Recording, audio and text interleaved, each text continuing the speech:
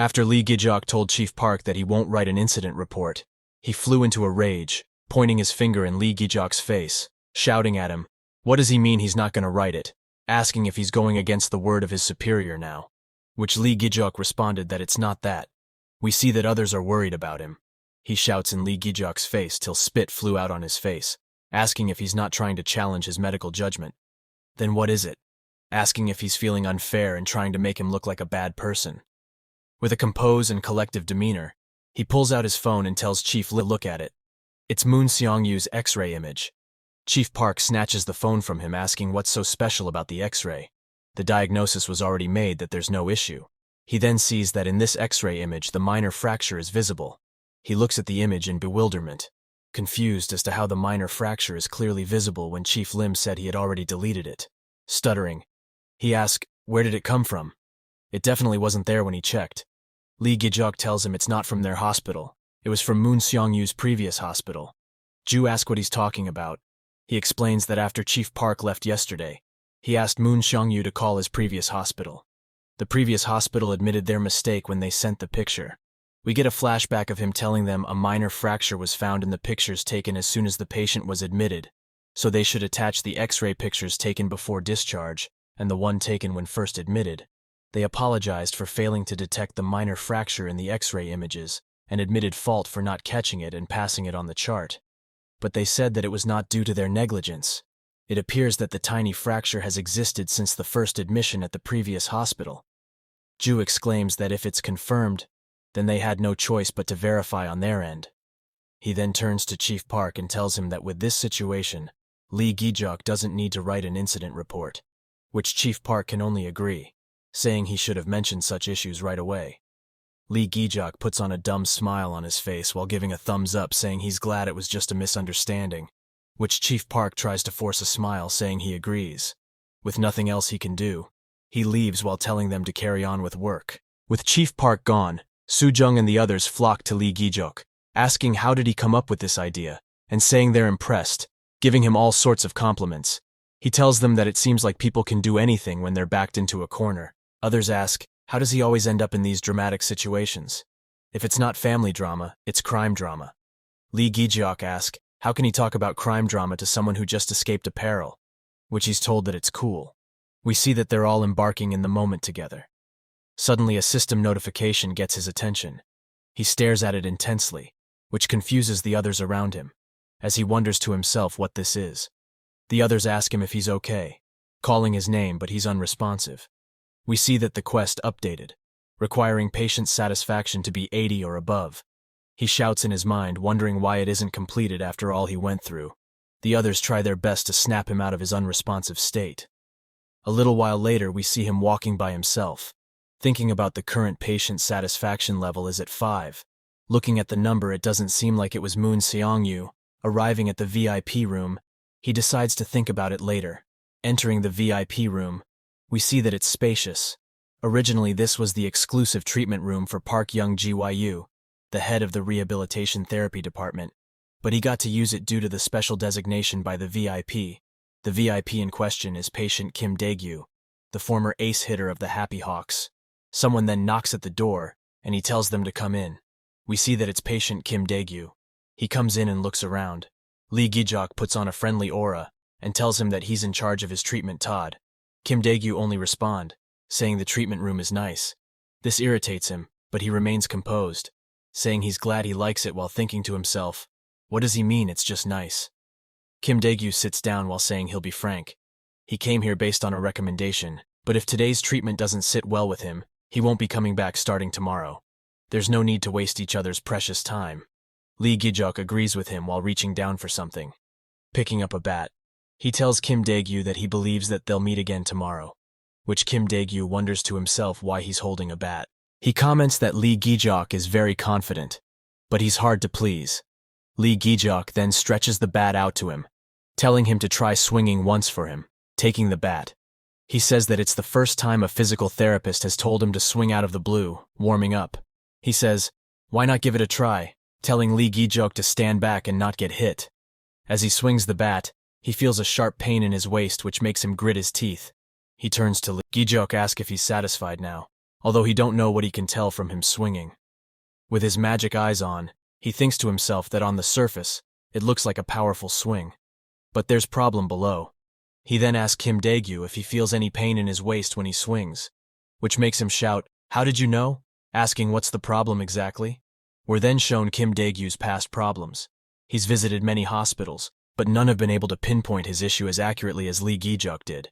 We see that there's been a lot of talk on the media about his demotion and his absence as the star player of Happy Hawks. His coach told him that his swing balance is completely off. His free agency contract is coming up. If things continue like this, it won't just be the second division. Even securing a new contract will be difficult for him.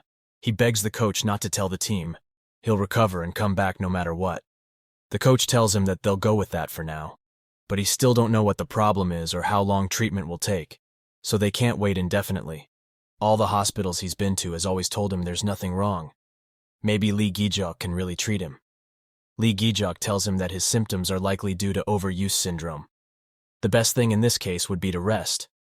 Kim Daegu shouts that that's out of the question. He may be on the bench now, but he's still a player, even if it's for his health. If he stops training, his body will become sluggish, and it won't be easy to return. Lee Gi-jeok tells him that since rest isn't an option, they'll use another method. They'll strengthen his muscles through resistance training. When people think of muscles, they often think the ones used for movement. But there are roughly 600 muscles in the human body, and about 400 of them are stabilizing muscles used for maintaining posture. The training that Kim Daegu has been doing so far is focused on strengthening the motor muscles. But even if the motor muscles are strong, he can't exert proper strength if his stabilizing muscles are weak. Kim Daegu, who's already half asleep from the explanation, asks what should he do. Holding a bat and a blue band. Lee Gi-jeok tells him that they'll strengthen the stabilizing muscles through a method called hold and relax. Lee Gi-jeok instructs him, when you swing, stop just before the point where the pain starts. He then does what he's told, saying if he goes any further from where he's set, it'll hurt. Lee Gi-jeok tells him to just stay in that position for a moment. He attaches the blue band to the bat and ties it to the door. Hold for 8 seconds and then relax for 15. That's what he'll do. He does as he's told. Lee Gi-jeok tells him he should swing with only as much force as he's applying to his wrist. They repeat this process for a while. Kim Daegu thought to himself that somehow this feels tougher than regular training sessions. And Lee Gi-jeok also moved quite a bit along with him during the session, but he didn't even break a sweat. He wonders what's happening. He points out to Lee Gi-jeok that he seems accustomed to this type of training, which Lee Gi-jeok says he's a physical therapist after all. Plus, believe it or not, he was formerly a guerrilla instructor. He then goes right back to instructing Kim Daegu. We see that after 8 swings he's really tired. Lee Gi-jeok tells him to rest, and after a 15-second relaxation they'll continue. The plan to strengthen the stabilizing muscles through hold and relax was processing smoothly. Although Kim Daegu didn't notice, the rotation of his waist was increasing.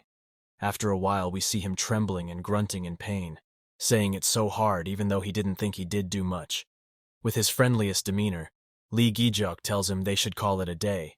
For the last thing he tells him to swing without the blue band, which he does. He's then surprised that it didn't hurt. The pain seems to have almost disappeared. Lee Gi-jeok informs him that it's a temporary effect, but he should be able to reduce the pain further on gradually. He looks at Lee Gi-jeok in amazement, thinking that he recognized his issue at a glance and even provided the perfect solution. He can't let him go. He then asks Lee Gi-jeok if he would consider becoming his personal trainer. He'll double what he's currently receiving. A system notification then pops up, alerting him that an unexpected choice has appeared. If he accepts the offer, the quest's initial reward will be forfeited. Lee Gi-jeok is surprised that he just got scouted. Kim Daegu rushes to him, grabbing his hands and trying to convince him by saying if it becomes known that him, Lee Gi-jeok, were his therapist, Lee Gi-jeok's reputation will skyrocket. And if money is the issue, he can pay more. Lee Gi-jeok thinks to himself that with this opportunity, he could earn more than his hospital wage. If it were the old him, he would have accepted the offer out of ambition to become successful. But now he knows that things aren't that simple. He cannot just use these abilities just to make money. He tells him that he appreciates that offer, but it will be difficult to do that. Even if he's offered millions, he still has something he wants to do here. This makes Kim Daegu a little sad. He can only respond that if that's the case, he can't help it. He'll see him tomorrow. He then realizes that what Lee Gijok told him at the beginning of the treatment about seeing each other again was true. Lee Gijok laughs while asking if he didn't tell him. They're going to meet again tomorrow. Kim Dae-gyu agrees, saying he'll definitely see him tomorrow. As he leaves, Lee Gijok bids him a farewell. The system awards him 22 points for satisfactory treatment. Satisfaction also increased by 10. After that day, thanks to Kim Dae-gyu's trust, the treatment progressed smoothly. Although his overly casual attitude was a bit problematic, Kim Dae-gyu would occasionally offer him things while begging him to become his personal trainer. A red ginseng to take one every day. Fried chicken, if not a personal trainer, then a home trainer is okay too. Lee Gijok tells him that the hospital rules prohibits him from accepting gifts from patients, and he has no intention of becoming a personal trainer or home trainer. There were also good news. We see Kim Dae-gyu bursting in calling for Lee Gijok, with tears flowing from happiness, thanks to Lee Gijok. He's been called back to the first team. He barely feels any pain now. Upon hearing this, Lee Gijok congratulates him. He then tells Lee Gijok that he'll show everyone during his comeback game that his place is still in the box. He then hands him 2 tickets. Lee Gijok asks what they're for, and is told that it's a ticket for Kim Dae-gyu's comeback game. It's 2 VIP seats, so he should feel free to come with a date. He then asks if this violates the hospital regulations. He's not trying to force him or anything.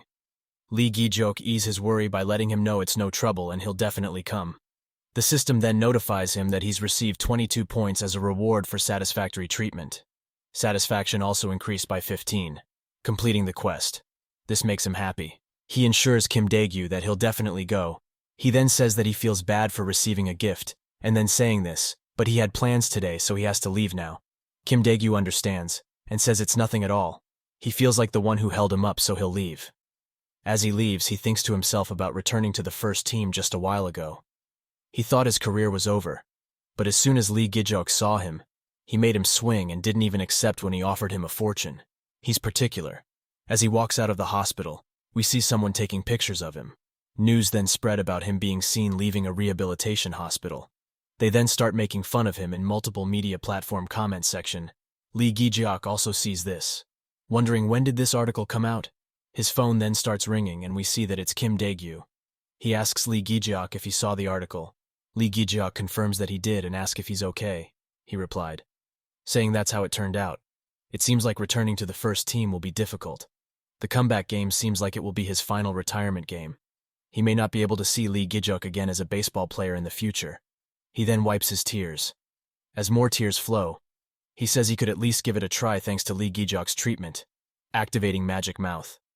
Lee Gijok tells him not to say such depressing things. He should think about the treatment he received so far. It got him to swing again. So what is he so worried about? All that's left is to show the results. This puts Kim Dae-gyu in a brighter mode, and he thanks Lee Gijok. As their call ends and Lee Gijok is leaving the hospital, he thinks to himself that people will surely recognize Kim Dae-gyu's efforts. Suddenly someone calls out to him. We see that it's his colleagues. Jisuk tells him that they just finished up and were planning to have coffee together before leaving. Lee Gijok tells them that they've all worked hard, so they should put the coffee on his card. They can take it to go if it's more convenient. But Jisuk suggests drinking together. Lee Gijok tries to argue that he's leaving work, but ends up joining anyway. Jisuk expresses that she feels like she's falling behind, and Sujung shares the same feeling. As Lee Gijok holds the tickets in his hand, he wonders to himself who he should go to Kim Dae-gyu's comeback game with. Jisuk, who notices the tickets, asks what they're for, which Lee Gijok tells her it's tickets to Kim Dae-gyu's comeback game tomorrow. Smiling and plotting, Jisuk asks if he's thought about who he'll go with, and Lee Gijok tells her not yet.